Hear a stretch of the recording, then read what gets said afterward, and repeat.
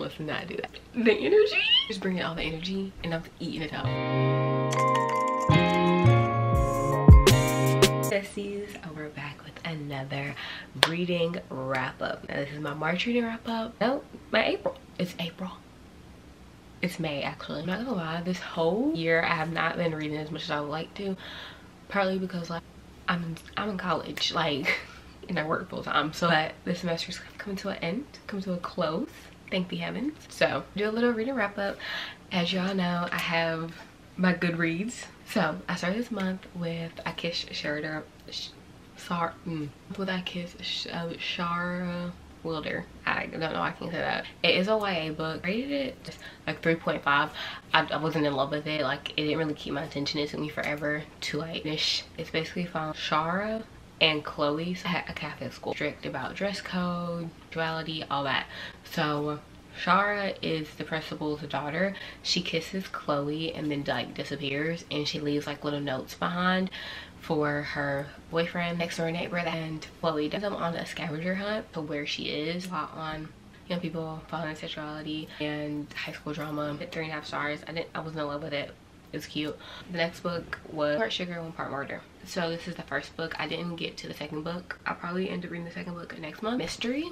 And I couldn't really get into romance a lot this month, even though I read like a lot of romance books. I don't know, they weren't given the way they were supposed to give. So I rated 4 stars. It kept my attention. It was interesting. I got through it really fast. Maddie's grandmother passes away and leaves Maddie her house in the bakery. Murders keep happening in the town. Maddie is trying to like figure out the murders keep happening and what's going on.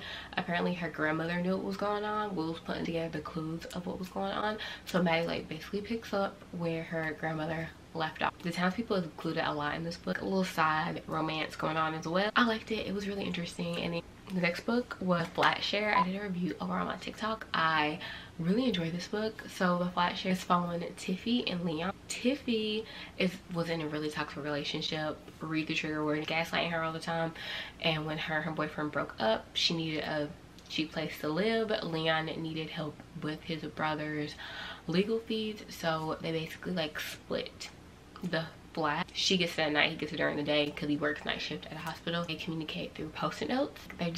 Their banter is really cute. Tiffy's friend group is amazing. Like, she has like the best friend group. Really love just like reading like good quality friendships and books. This one has a lot of that, and you see a lot of Leon's brother in the book as well. And Leon and Tiffy are just like chef's kiss. It's a really good book. I recommend it. I think I rated it 4.5 stars. Like one of my favorite reads of this month. I started Wedding Date series and I'm on book 5. Skipped book 4, holiday romance. I wasn't in the mood to read a holiday romance in April. Wedding Date is a fake dating trope. It's following Alexa and Drew. Drew and Alexa get stuck in an elevator at a hotel when Alexa is visiting her sister, and Drew is there for a wedding. He needs a date to the wedding, so he asks Alexa to be his fake date for the wedding, and they basically like they fake date throughout the whole wedding. Then they start each other long distance, flying back and forth. It's supposed to be like a friends with benefits type thing. Yeah, I rated 4 stars. I really did enjoy it. The second one is following Drew's best friend Carlos and Nikki. So Drew and Carlos are both doctors. Alexa works at the mayor's office. I don't know why I call her Nikki. Her name is Nick. While Nick is at a baseball game, she gets proposed to by her ex-boyfriend, and they haven't been dating long, and she basically rejects him in front of the whole stadium. Carlos's sister sweeps in to save her from the press and the paparazzi coming towards her. She meets with her friends, they go out to eat, they have a whole thing, and then Nikki and Carlos start hanging out. They become really good friends and they start hooking up. So I really enjoyed it. It was like both these reads were like really fluffy. So in the third book, The Wedding Party, it's from Alyssa's best friend Theo and Maddie. So they hate each other, enemies to lovers. You already know I love that trope. You didn't know, now you know. Enemies to lovers, friends to lovers, found family, marriage convenience too. Like anyway, I'm part of a wedding party, so they have to like work together. They end up hooking up at the beginning of the book and set up a plan to continue to hook up throughout the whole wedding activities. This one also has like he's injured, she takes care of him. Trope as well. Read around behind their mess. Alyssa's back because they don't want her to know about it. It has like all the goodness. Between reading the series, stopped and read The Wedding Crasher. This one's also a fake dating trope. It's following Dean and Salon. Salon basically breaks up Dean's wedding because she overhears his fiance talking to one of the groomsmen. Now for Rodriguez, blah blah. She basically speaks in and ruins the whole wedding. Dean is up for partner at his law firm. He needs a fake girlfriend to make it look like he is stable and in a good mindset. And him and Solange start fake dating. They hang out a lot throughout this book. So funny. I was actually laughing out loud. Rated that one a 4-star. Then I read Party for Two, also a part of the Wedding Date series. This one's following up Alyssa's sister Olivia and Max. Olivia just moved back into town and she meets Max at a bar while she's talking about cakes to the bartender basically, and he overhears her and they like start talking. So after they get done talking, like they go their separate ways, they don't hook up. She finds out that he's a politician. She thinks something of it, sends her a cake that she was like the first cake that she was talking about to the bartender. He paid attention enough to remember the cake that she was talking about and then sent her a cake with a note with his number on it because he remembered that the exact cake she was talking about too, and sent it to her. This was really cute. So he's in the public eye, so you see a lot of them like he dating. He was really cute, you guys. First of all, he sent the cake, then he was like really invested in her, like from the beginning. Like he was like, yeah, I want you to be my girlfriend. I'm just like, the energy, just bringing all the energy, and I'm eating it up.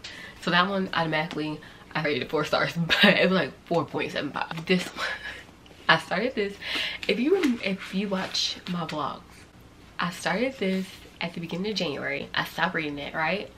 I finished it this month. The best book, I think one of the best books I've read this year. I cried so many times reading this. This is Everything I Know About Love by Dolly Alberton. Is amazing if you're in your 20s and you need a good book that you can relate to. Read this book. She talks about her partying days, her dating life, her best friend. Just hears so much about her friendships and navigates throughout her life in her 20s, and I loved it so much. This is a 5-star read and I haven't had a 5-star read in a while. If you don't read any book from this video, read this one. Also listened to The Soulmate Equation by Christina Lauren, and I love Christina Lauren's books.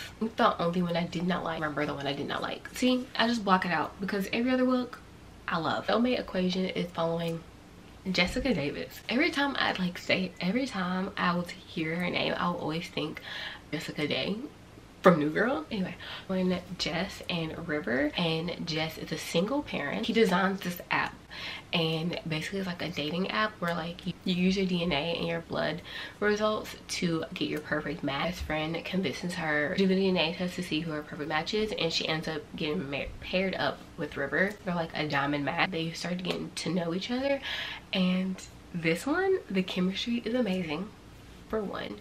2, they bounce off of each other. Like they just like, or like, I don't know, her kid's personality, it wasn't really giving me what I wanted to give. I like when the kids don't talk a lot, or if they do talk a lot, I like when they're like, if you read, wait for it, Diana's nephews, I love them. Her kid in the book, I don't know, she was kind of annoying. Not really, maybe I just maybe it's me for bashing her daughter for no reason. The book as a whole is cute, and Juno and River's relationship is cute too. The book has a lot of family in it. Her best friend is amazing. I really like her best friend. I rated it 4.5. Okay, so the last book was an audiobook, Cat and Villain. I think 2 hours long. It was not a long book, but it was a mystery. 3 main characters, Catherine and Vivian. Elena. Vivian was in a bad relationship, and she goes to visit her grandmother in Savannah, Georgia. Her grandmother is a retired PI. Catherine wakes up and finds her daughter and her husband missing, so she called Vivian's grandmother. She's retired, try to find her husband and her kid. So since her grandmother is retired, Vivian decides to take the case. It's really short, so like if I explain it anymore, I basically give it away. That is the end of my April reading wrap up. So I hope you guys enjoyed it. Don't forget to like, comment, and subscribe, and I'll see you guys in my next one. Bye. If you're still here, I hope you subscribe.